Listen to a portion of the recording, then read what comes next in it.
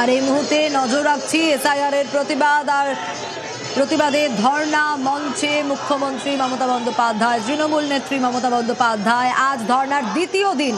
গতকালও প্রত্যেকটা আপডেট আমরা আপনাদের দিয়েছিলাম এবং প্রথমে মিছিল আমরা দেখেছি, সুপ্রিম সওয়াল করতে দেখেছি মমতা বন্দ্যোপাধ্যায়কে। আর এবার এসআইআর এর প্রতিবাদে আবারও পথে তৃণমূল নেত্রী। প্রথম থেকে তৃণমূল বলে এসছে যে এসআইআর এর বিপক্ষে তারা নয়, কিন্তু এসআইআর যেভাবে হচ্ছে, যত দ্রুত করা হচ্ছে, এত কম সময়ের মধ্যে করা হচ্ছে, কোনো ঠিকঠাক প্রসিডিওর নেই, পুরোটাই আনপ্ল্যান্ড। এই বিষয়গুলো নিয়েই বারবার সরব হয়েছেন তৃণমূল নেত্রী, বারবার সরব হয়েছে তৃণমূল। এসআইআর এর নামে হয়রানির অভিযোগ উঠে এসছে, মৃত্যুর অভিযোগ উঠে এসছে, আর তারই প্রতিবাদে মিছিল করতে দেখেছি আমরা দলনেত্রীকে, তৃণমূল নেত্রীকে। এসআইআর এর প্রতিবাদে এবার পথে নেমেছেন তৃণমূল নেত্রী, ধর্নায় বসছেন। আজকে এই মুহূর্তের ছবিটা দেখাবো, কারণ 10:30 বেজে গেলেই পর্দা সরানো হবে বলা হয়েছিল।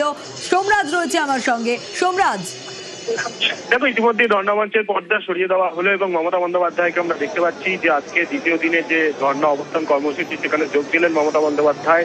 সকাল 10:30 থেকেই দ্বিতীয় দিনের ধর্ণা কর্মসূচিতে যোগ দিলেন মমতা বন্দ্যোপাধ্যায়। গতকাল সারা রাত প্ল্যানেটে মেট্রো চ্যানেলেই ছিলেন মুখ্যমন্ত্রী মমতা বন্দ্যোপাধ্যায়। সকাল 10:30 থেকে রাত 8টা পর্যন্ত প্ল্যানেটে মেট্রো চ্যানেলে ধর্ণা অবস্থান কর্মসূচি হবে, তা গতকালই ঘোষণা করেছেন মুখ্যমন্ত্রী মমতা বন্দ্যোপাধ্যায়। এবং সেই মোতাবেক আমরা দেখাবো সকাল 10:30টার পরেই ধর্ণা মঞ্চের পর্দা সরিয়ে দেওয়া হলো এবং বিভিন্ন রকমের সাংস্কৃতিক অনুষ্ঠান হবে। এক এক করে ব্যান্ড, আমরা ত্রয়ী ব্যান্ডের সদস্যদের দেখছি, যারা কিছুক্ষণের মধ্যেই এই ধর্ণা মঞ্চে সাংস্কৃতিক অনুষ্ঠানের পরিবেশন করবেন। দেখো, মমতা বন্দ্যোপাধ্যায় গতকালই স্পষ্ট বলেছেন যে বিজেপি এবং কেন্দ্রীয় সরকারের চক্রান্ত এবং যার দরুন রাজ্যের ভোটাররা ভোটাধিকার ক্ষমতা হারাচ্ছে। কিন্তু তাই নয়, যখন জাতীয় নির্বাচন কমিশনের ফুল বেঞ্চ আসছে, সেই সময় মমতা বন্দ্যোপাধ্যায়ের এই ধর্ণা অবস্থান কর্মসূচি। আজ মমতা বন্দ্যোপাধ্যায় এই মঞ্চ থেকে তার বক্তব্য রাখবেন, যা গতকালই তিনি জানিয়েছিলেন।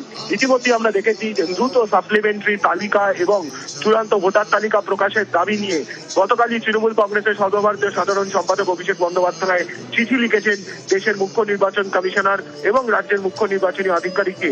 যদিও 60 লক্ষেরও বেশি যে অভিযোগের নিষ্পত্তি জুডিশিয়াল অফিসারদের করতে হবে, তার মধ্যে দেখা যাচ্ছে এখনো পর্যন্ত গতকাল বিকেল 5টা পর্যন্ত প্রায় 7 লক্ষের কাছাকাছি অভিযোগের নিষ্পত্তি হয়েছে। অর্থাৎ সেক্ষেত্রে এখনো পর্যন্ত 53 লক্ষেরও বেশি অভিযোগের নিষ্পত্তি বাকি রয়েছে। সেই জায়গা থেকেই গতকালই তৃণমূল কংগ্রেসের তরফে তৃণমূল কংগ্রেসের সর্বভারতীয় সাধারণ সম্পাদক চিঠিলকে জাতীয় নির্বাচন কমিশনের কাছে দাবি রেখেছে দ্রুত সাপ্লিমেন্টারি তালিকা প্রকাশ করতে। ইতিমধ্যে আমরা দেখেছি গতকালই মমতা বন্দ্যোপাধ্যায় নির্বাচন কমিশনের খাতায় মৃত কিন্তু তারা জীবিত ভোটার, এমন ভোটারদের তিনি সামনে এনেছেন। গতকাল মমতা বন্দ্যোপাধ্যায়ের মঞ্চে তারা ছিলেন এবং আজও যেটা তৃণমূল কংগ্রেস সূত্রে জানা যাচ্ছে, আজও এমন কয়েকজন ভোটারকে মঞ্চে নিয়ে আসা হবে যারা নির্বাচন কমিশনের খাতায় মৃত কিন্তু তারা জীবিত ভোটার। তাদেরকেও কয়েকজনকে আজকে এই মঞ্চে আনা হবে।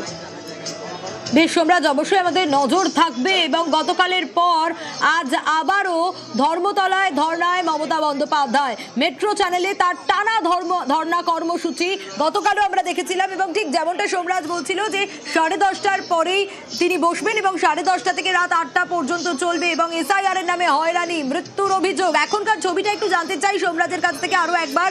সোমরাজ, যে ছবি আমরা ইতিমধ্যেই দেখতে পাচ্ছি, ধর্না মঞ্চ এবং সেখানে রীতিমতো সকলে রয়েছেন, তারই পাশাপাশি প্রস্তুতিও নেওয়া হচ্ছে, এই মুহূর্তে প্ল্যাকার্ড দেওয়া হচ্ছে সকলের হাতে। যে ছবিটা একটু জানতে চাইবো সোমরাজ,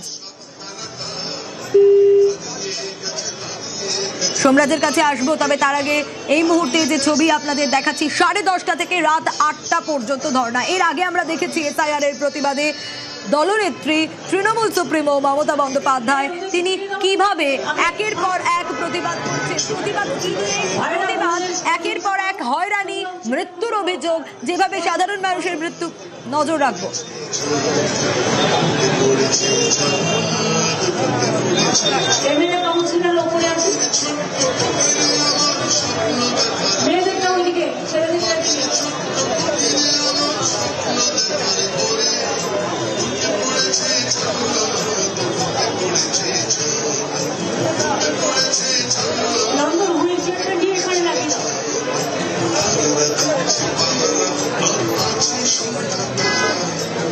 একটু রোদ্দুর আছে, যার কাছে মাথায় টুপি বা কিছু আছে মাথায় ঢেকে নিন। হ্যাঁ, মেয়েটা ঢুকে দাও, ঢুকে